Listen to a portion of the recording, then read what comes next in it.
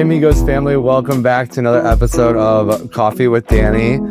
Here with Ana, as we know her as teacher Ana or Profe Ana, and I'm super excited to jump into our conversation today. So thank you for joining us. Thank you for having me here. Of course. So amigos family, all good stories of how people get connected to amigos. I will go back. This was probably back in 2019. We were looking to really launch the Amigos Academy, as we all know it now, and we were talking about who could join the team and who could teach English and all this stuff. So I had remembered hearing about a famous teacher, Ana, Profe Ana, and some of our Amigos team members were going to school to study English at the time. Right. And they said, you've got to contact teacher Ana. You got to contact teacher Ana. Well, things kind of came and they went, and we ended up not reaching out at that time. But then a little bit later, we tried to track you down, and so we come to find out that teacher Ana was no longer living in Nicaragua, that she had gone to Costa Rica to look for work. But obviously, spoiler alert, you're sitting here right now. You've been with the team for years now. So I would love for you to introduce yourself to the Amigos family and tell them the story of when I reached out, when you were in Costa Rica and said, hey, we have this opportunity. When we started talking, what is it that made you come back? You took a leap of faith. So what is it that made you come back, and why are you here today? Okay, it's a funny story. I remember I was working here. My name is Ana, by the way. And I moved to Costa Rica, and I thought I was going to get a job in English, and I knocked a lot of doors, but it didn't happen. I was doing different things. I learned to do different things too. I was a babysitter and I didn't expect to work on that. I learned how to become a cashier in a week, and I started working as a cashier, and I ended working at a tattoo studio. So I was doing different things from the ones that I wanted to do at the beginning. I remember in 2019, I got a message from you. Yeah. And you were telling me about, hey, we're about to start a new project at Amigos, and I heard from you, and I would like you to join us. And I told you, like, hey, I'm not in Nicaragua anymore, but I'm thinking about coming back. So at that time, I remember I was praying God about an answer. I didn't expect to stay in Costa Rica for the rest of my life. I was just there because I had a purpose. I had some goals. And when I told myself, like, when I finish my goals, I'm going to move back to Nicaragua. I don't know what's going to happen, but I'm just going to go back. So I remember when I got your message, I was like, this is God's answer. Yeah. And everything works because of purpose, and I know God has a purpose. So I remember I started talking to you, and then you told me, hey, I'm going to pass you my brother's phone number. He's going to be working at Amigos. He's going to be working at the academy. And then we just started the contact. I remember Nick talked to me first. He called me. He asked me. It was funny because the first thing he asked me was like, what's your favorite book? Oh. And he thought I was going to say like science or anything related to any subject. But I say Crazy Love. Crazy Love. Crazy Love by a writer named Francis Chan.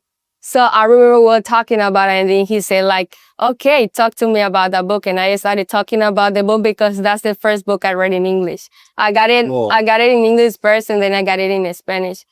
So I started to keep praying, God, like, if this is something that you want me to do, and you want me to be back to Nicaragua, and you want me to do this is your plan. So I'll be right back there, and I'll start doing what you want me to do. So I remember I came here because Nick told me, we're going to have an interview in December. So I came back, and they told me, like, Nick left to the United States, so you won't have the interview till next year. So I was a little bit worried about it, but also I was trusting God, and I said, if this is your plan and you make those connections, it's because you want me to do this. So I got a message from Nick, and he told me like, we're back and we're gonna have the interview, but it's not gonna be just with me. It's gonna be Denny, it's gonna be Nidia, it's gonna be Don Mauricio, and some other people. So I was nervous about it, but I remember I had the interview, and when I was back to my house, I got a call, and he told me like, this is your job. That's great. So I was excited because it was like, okay, this is what God wanted me to do, and I'm just here to serve the way He wanted me to serve. So it was funny because I remember we had lunch together, and you asked me a question. It was like, why did you decide to come back from Costa Rica if you were not sure whether you were going to get a job or not? And I told you I trusted God. And since the first time you sent me the message, I knew that this was for me. So I just said, I'll go. I'll go back to Nicaragua, and I'll go to do what God wants me to do. God is faithful, and that's a witness to God's faithfulness as well, and your trust as well. For a lot of people who are listening and watching this, they're gonna say, "Oh, Teacher Anna, I remember her maybe from the academy," or "Oh, Teacher Anna, I met her on a trip last year." So just to give a little description of the past few years for you, you worked for several years at the academy as an English teacher. You picked up and started doing something really cool with the sixth graders, and you started teaching a leadership class, which is just absolutely beautiful. And then as time went on and as things progressed and as our programs were growing, you moved over to our Leaders in Action program. So for people who are listening, they might say, okay, I've heard of Leaders in Action, but just describe what is our Leaders in Action program? How many students are we serving? You're the fearless leader of that program. So for you to share a little bit about what is Leaders in Action for everybody listening. Leaders in Action is a program who is trying to support students who are in high school and university. So we're just trying to let them know that everything they dream is going to be possible, that all their dreams can come true if they try to do their best every single day. So we're serving 252 students now. We have 107 students who are in high school and almost 134 students who are in college. And we have 10 students who are about to graduate this year from college as well. So we are here because we want the students to let them know that we care about them, that we listen to them, that we love them so much, and that we're just trying here to listen to about their fears, to listen about what they want to do in the future, and to let them know that if we got here, it's because we try to do our best every single day, and because if we were able to do it, they're also able to do whatever they want to do if they just try to do their best every single day. So we're trying to do a lot of different things in NIA, Leaders in Action program. We're just trying to have the students as much as we can so they get to know that we not only care about their grades, if they get 85% or more, that we care about their whole life, that the whole selves. yes, that we care about the way they're feeling, how they're doing, if there's anything going on in their life, that we're just here for them as a friend. It's funny because most of the students call some of the members team mom. Oh, they call them aunt. They come here and they call them, you're my friend and I trust you, because every time that I'm not doing okay, I just come, take a sip, sit down next to you, and I just start talking about my life. I just start talking about my ups and downs. So you started sharing, and I love this, hearing that people call you guys mom or tia. I'm sure there's a lot of tia or amiga, friend, and it's super powerful. And it's powerful because a lot of the students that we work with are going through hard stuff. They've been dealt a hand in life that's just a tough hand. And, that's ultimately why we're here. We're here to serve the students. We're here to open up kind of a perspective of what can be and create some dreams. I would love for you to share, and I know that there are just 1,000 examples that you could give, but give us a couple. What are some of your favorite memories or some of your favorite moments that you have shared with working with students over these years? I will say, and I will share a memory I have a bunch of memory from the academy when I started working as a teacher. They call me Miss Anna, Teacher Anna, Profe Anna, and whatever they want to call me, mom, friend, etc. So I remember in 2020, when I started working with kids, that was my first experience working inside a classroom with kids. You didn't always taught adults before. Exactly. Yeah. I was working at the university for 2 years. I was also teaching on Sundays to adults. Okay. So it was a different experience. And when I got to know about the academy and that I was going to work with kids, I was scared at first because it was going to be my first experience. And I said, like, I don't know if I'm going to be able to do this. And I remember I told Nick that this is going to be my first experience. I don't know if you want me to do this. I'll try to do my best. And when I got into the classroom for the first time, that was memorable. Because I remember in 2020, we were teaching kids. We were teaching some of the high schoolers and some of the universities during the morning. We were teaching English and computing. And then in the afternoon, we had the students who are now at the academy and some of them who are already part of the program. So one of those experiences was, I remember it was in 2020. We were about to finish school and I was just like picking the tables, picking the chairs. I closed the door and some of the students came they opened the door and I was just trying to relax because it was a tough day. We were just trying to get everything ready before we leave the school. And they came by and they asked me like, can you play some music? We want to dance with you. And I was tired, but I know they wanted to be with me because they felt confidence, they felt understandable. So I was there, I played some music, and we started to dance and we started to sing. And I remember I have the videos. When you asked me about this, when we were talking, I was watching some videos last night, and I was about to cry because I remember all those experiences that they felt love, that those were part of the memorable times I had because even I used to get there and when I opened the door at the academy and they see me, they're all like, "Ah, Teacher Anna is coming, Teacher Anna is here." So that's memorable because it means that I did something great there. That even I'm not working at the academy anymore, they still love me and they still know that I love them so much. And when I was teaching literature, that was memorable too, because I have a lot of memories doing crazy things with the girls and having those spaces when we were doing circles and when they had the chance to talk about their lives. It was great because it made me feel that they knew that I was there for them. We were doing circles every single time we were doing leadership and they were like, my mom left to the US, or my dad just left. My dad is traveling to the US now. I'm living with my grandma. I'm living with an uncle. And it was tough because sometimes I was there in the classroom and I didn't know what was going on in our students' minds. And getting to have that space of confidence that they open their hearts, they open their mind and just say, this is what's going on with me. So that's one of the memorable times that I got from the academy. I love that. So you talked about kind of trying to deepen your relationship with the students, get to know them better, support them better. You've gotten to do that full time for the past, as long as you've been in the Leaders in Action program. Can you share a couple stories of students who you've been able to walk the Camino with them and that you have seen transformation in their lives? I have a lot of stories, but I'll talk about a girl I met last year.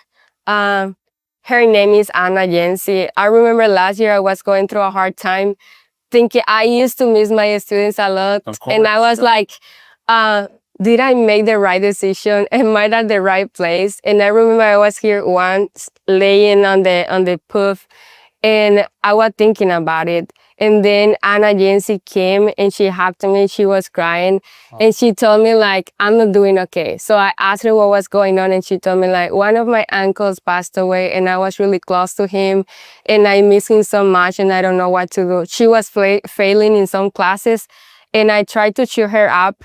And then I told her, I'm going to give you a journal. So I remember I gave her a journal and I told her, every time that you feel sad, just take your journal and try to write the way you feel. And that's going to make you feel better. And even your uncle is not here like physically with you. He's in your mind. He's in your heart. So just try to do your best. Think about the way he wanted to see you. And in that way, you're going to get better. So I remember at the beginning of the year, she came back.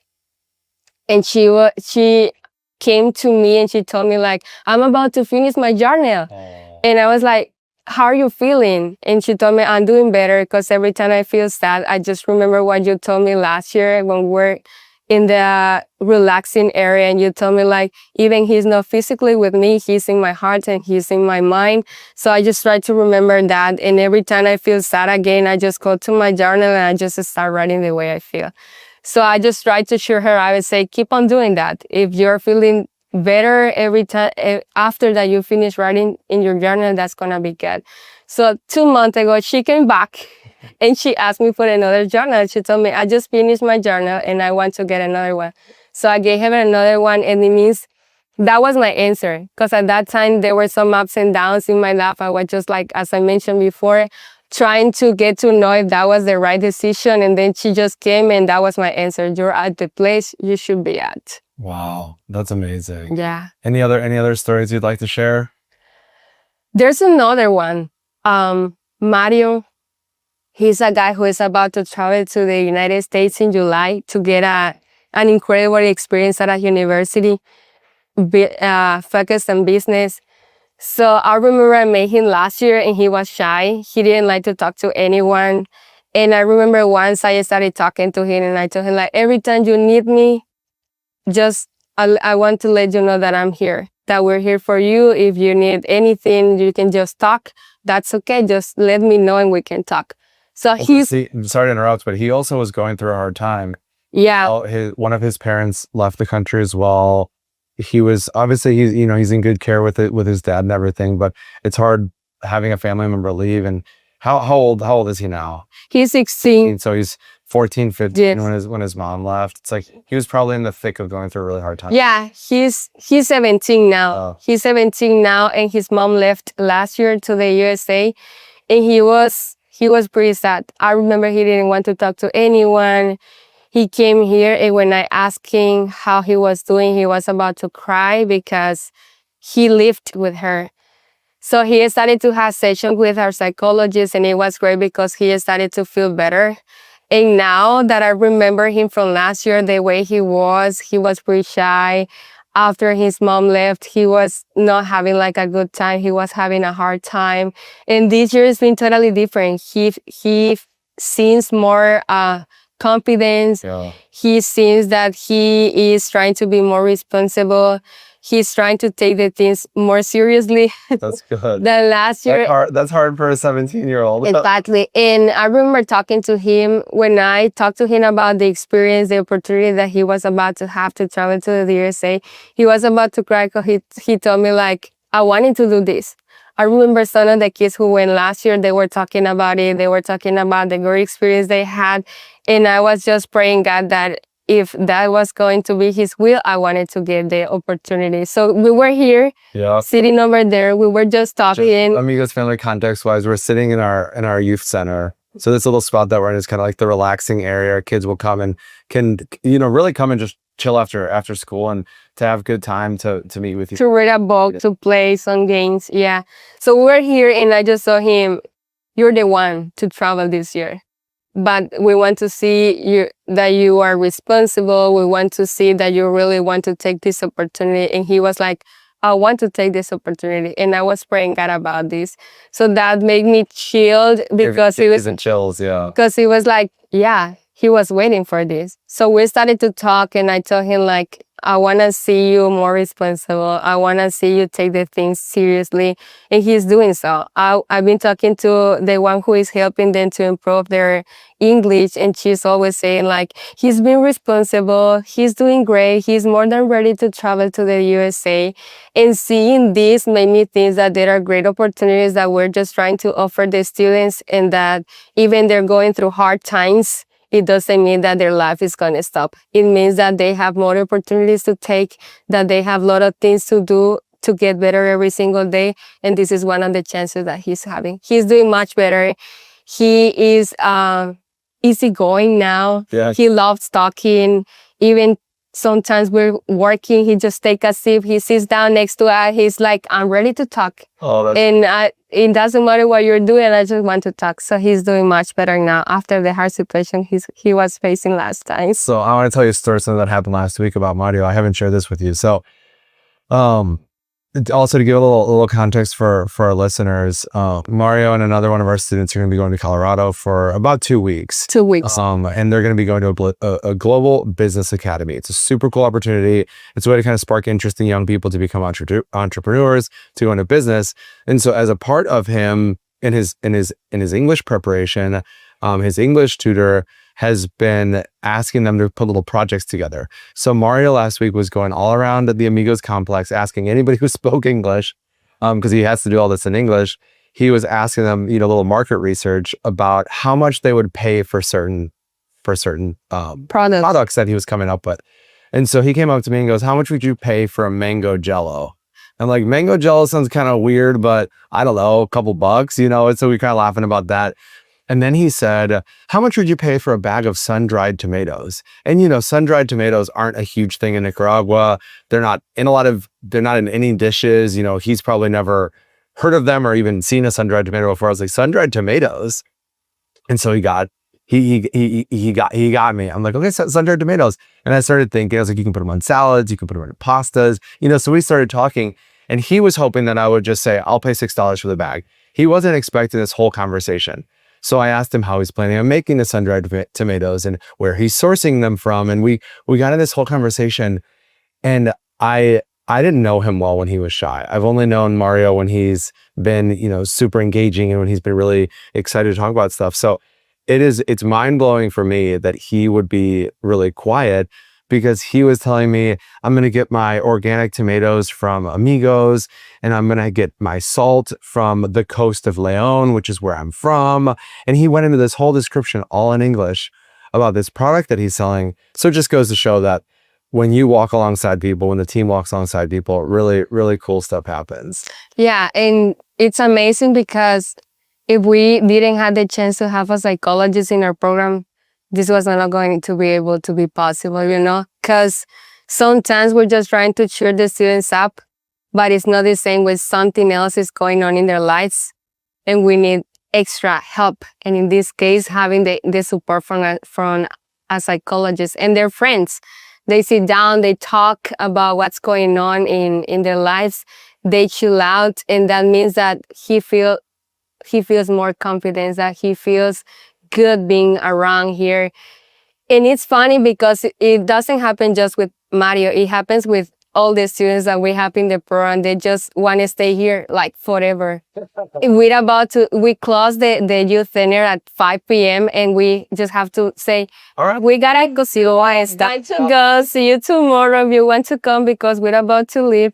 And it's funny because it makes us feel that they love being here, that they feel cared, that they feel loved. And that's amazing, because that's the main reason why this place I was is just here. going to say, when we dreamt about this space and we dreamt about what this could become, the reality has gone so far beyond our expectations. It's like, that's super encouraging to hear. We wanted a safe place and a welcoming place where kids could come and be themselves and learn and be encouraged and be supported. So it's definitely happening. When you were asking about, like, if I remember one of the students who was at the academy before and now this student is part of the program, and how has been the process walking alongside them, Andrea comes to my mind. I remember Andrea, she's in 2nd year of high school now, and he was at the academy.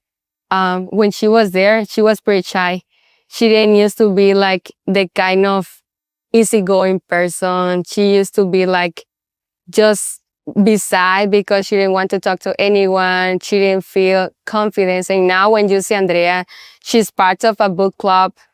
She's always trying to cheer the girls up, because we have 3 book clubs, and one of them is in the morning, and Andrea belongs to the one that we have in the morning. And it just girls. We're 6 girls, and when I see her and I talk to her, she wants to become a psychologist. Oh. And that's a dream she has. And she's been thinking about it since she was at the academy. And now that I see her, and that every time like one of the girls is facing through something, she's like, "You're going to be okay. Everything is going to be okay. Everything is part of life." And if you were here in the book clubs and you listen to her talking, wow, the way she talks and the way she was when she was at the academy is totally different. She's been through a whole process, through a transformation process, and she's doing great now. I love that. So a lot of times when we will talk about specific programs and really our service to the people that we're walking alongside of, we always want to cast vision of what's to come, what's next, and how is this evolving, and what are we growing into. So I'd love for you to give everybody a little bit of a sneak peek, of what are some of your dreams of how you hope we can grow this program specifically, and what's upcoming in the years to come. As I mentioned before, last year we had less than 200 students, and this year we had 252 students, and we hope to have more students. Most of the students that who we're working with as are students from the communities, some workers, some children's worker children, and we would love to have more students. We would love to serve more students around Chinandega, because we know that most of the students that we had in the program are students who have been a hard time, and we know that there are more students, there are more youth around Chinandega who are needing these kind of places, who are needing this kind of warm people, who are always worried about what's going on in their lives. So some of the dreams that we have for Leaders in Action are having more space to give more opportunities to more kids, and also to make those more connection with more people, because we're 5 in our Leaders in Action program, and if we get the chance to have more students, we would love to have more people serving, more people who are motivated, who are trying to inspire the students, who are trying to give them love, who try to make them feel that they're pretty important, that no matter what they're going through, that's not the end of the world, that we're just here to support them. So I think about more space, and I think about more people to make better connections as well. That's amazing. At Amigos, we talk a lot about transformation. You talked about Andrea's path to transformation, and that, what happened with the time. And within that transformation, as a team, we talk about this all the time. Once we all get together as a team, that transformed people transform people. That we as team members are all going through something that's transforming us, that's allowing us to then go and serve other people. So I would love for you to share with the Amigos family, how has your life been transformed since you joined the team? Wow. If I see myself a couple of years ago, I was totally different. I remember I was not the kind of person who used to be patient. Amigos made you patient. Yeah. And it's funny because when you're asking God for this, he always goes you through a situation where he proves you. He's like, okay, you want to be more patient, these are the process you have to go through. Yeah. So a few years ago, I was totally different. I'm an easygoing person. I remember when I think about this, I remember I was not this way. I have been through a whole process of transformation, and that transformation has allowed me to see students' transformation as well. I love serving, and I remember a couple of years ago, I was just worried about, okay, it's time to go home. So it's 5 and I gotta go home. And now it's totally different, because I've learned that serving with love is more important than anything else. That I'm here because a reason, I'm here because God wanted me to be here, and because I've been through some of the same process that most of the students have gone through. I come from a rural area as well, and I got a huge opportunity like the one that they're having right now, to go to a good high school, to go to college, to get a degree, to get a job. I was going through the same process, and I didn't have some like opportunities to go to college. I had a great person who was next to me, who walked alongside me to say, I trust you and I want to support you as much as I can. And that's the reason why I'm here. So when I think about myself, my life has been transformed here at Amigos. I've learned how to love, even when people hurt you. I learned how to trust people. I learned how to serve with love. That's amazing. So we've talked about this path, where you're walking with so many students, so with 250 students.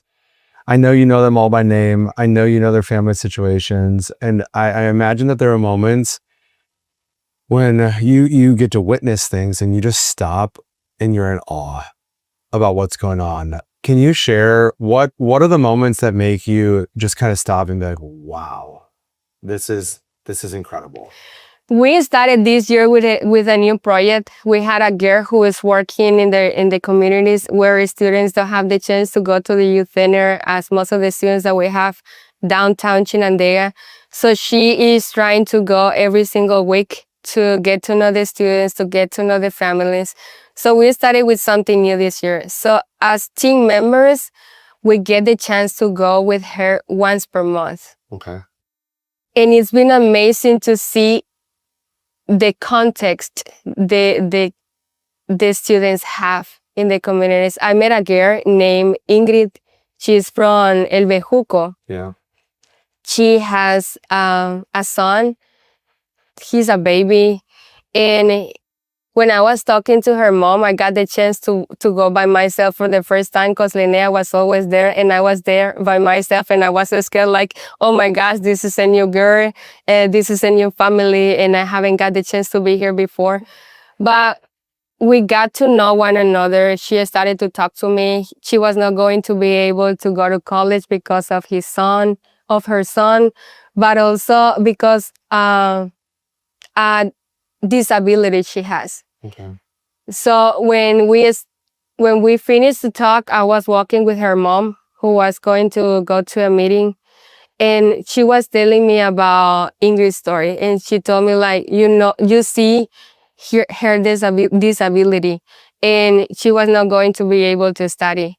But we tried to cheer her up and to let her know that never mind what's going on in her life, she is unique and that she can have the same opportunity most of the students have around. So as family, they cheer her up and they tell her like, you're worthy, you're capable, you can do whatever you want. And they are supporting her to study. So she is starting to become a teacher. Oh.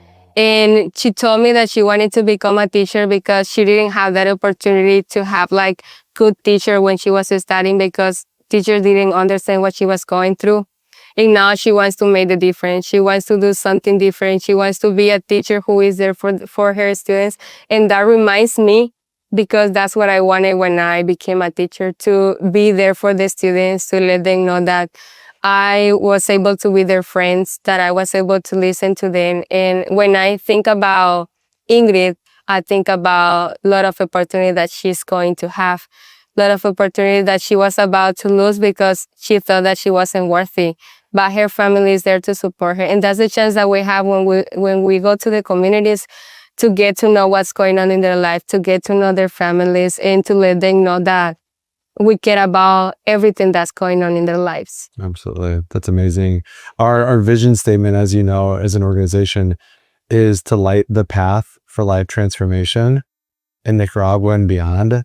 And what exactly what you did in that moment was you lit the path. You were able to shine a light on some steps that she could take to lead to transformation. And that's a really, really cool thing. I know you do that all the time. So thank you for the way that you serve people, day. Thank you, Lynn.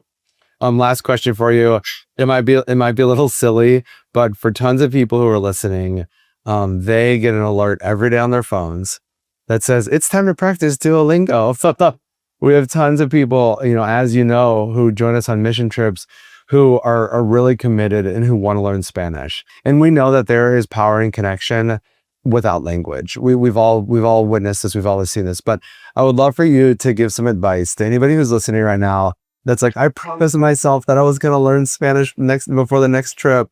What advice would you give them on their Spanish learning journey? The most important thing that I used to tell myself, never give up.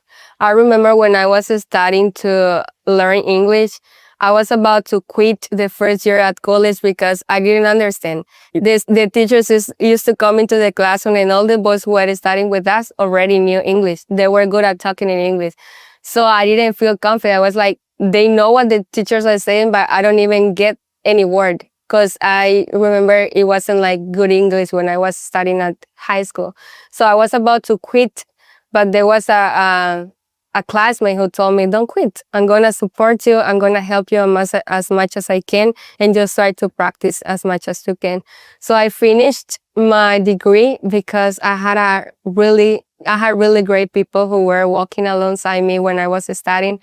But also I tried to practice as much as I can. I remember I had the first experience translating when I was in third year at college. Okay. And it was funny because I was pretty nervous. I was in front of like 400 people. Oh, and I was, oh my God. yes. That was your first translation. Yeah, that was my first translation. I remember I was looking for some opportunities, and I would just say, just look for those opportunities, just take them. Don't take them for granted, because that's the way you're going to be better. I remember it's funny because there was a team coming named Passport, and they were going to be here in Nicaragua for 3 months. And I told them, like, I know you have no money to pay for a translator, but I just want to do this because I want to practice and I want to be better and I want to serve with you. So they told me, like, that's okay. So I remember a night before they got the chance to talk in front of people, we used to sit and talk. Okay, this is what we're going to talk about. We're going to talk about like alcohol, drugs, etc. And I just got that opportunity. So my first experience was in front of 400 people. I thought that there are a lot of English teachers around. They're going to laugh at me because maybe I'm not going to translate 100% what they're saying. And I remember I was going to do it with another classmate. And when I opened my eyes after praying, she was in the back. She told me, I can't do this. So I was there and I said, okay, I'm going to do it. I'm going to try my best. And that was the first experience I had. And after that, I realized if I want to get better in English, I have to practice. Yeah, never matter if I mistake, that's the way I'm going to be better. And that's something I try to tell myself like every single day. Mistakes are going to make me get better every single day. And if I don't practice, I won't be able to improve. And here I am. Here I am trying to tell my students from the academy that the more they practice, the better they get. I'm just trying here. I'm here trying to cheer my students up from the program to let them know that some of them used to say like, it's hard. Yeah, it was for me, but here I am just trying to get better every single day. So for the ones who are trying to learn Spanish, yep, who are coming to Nicaragua and they're trying to serve as much as they can, and they think Spanish is a barrier because they're not able to understand or they're not able to talk, keep on practicing your Duolingo, but watch movies in Spanish, watch series in Spanish, listen to music in Spanish, and that's the way you're going to get better. That's awesome. So it reminds me when I joined the Amigos team years ago, I joined what was then, it wasn't called Leaders in Action back then, but I joined our scholarship program. And the summer before I moved here, I was helping out as an intern, summer volunteer. And this just reminded me of my first translating experience. It went way worse than it did for you. So we had a night Devo, like we're all used to getting under the rancho and doing Devo. We invited one of our students to come and share kind of like a testimony. Her name was Rosa. And so she comes and we sit down into the rancho. Everyone, you can imagine all the eyes are on Rosa and her translator. And so I'm sitting there and I remember first thing she says, she introduces herself and she blah, blah, blah, blah, blah, blah. I had no idea what she said. And I looked at her and was like, Rosa, can you repeat that? And she's like, of course, blah, blah, blah, blah. I had no idea what she said again. I was like, you're going to use different words because I'm struggling. But as you said, practice makes perfect. And you practice and you practice and you practice. And that's ultimately how we get to learn other languages. But to wrap us up here, Anna, I want to just thank you. As I just said a second ago, when I joined our Amigos team, I started working with our scholarship students. It was obviously not the size that it is today. And I want to thank you and your leadership and your team for really growing this program over the past several years into just something that's remarkable. It's always been a great way to serve students. Our scholarship program has always been a way that we can connect with kids. It gives them the opportunity that they would not have had otherwise. We have incredible stories from 10 years ago from the program, 15 years ago. This program's been around for a long time, but you've taken it to the next level and you focused on how can we walk alongside kids on their path to transformation, but in every aspect. You mentioned before kind of this idea of the whole person. And that's what we're doing. So I just wanted to say thank you. Thank you for joining us. Thank you for sharing some stories. Thank you for making us laugh a little bit as well today. So yeah, thank you.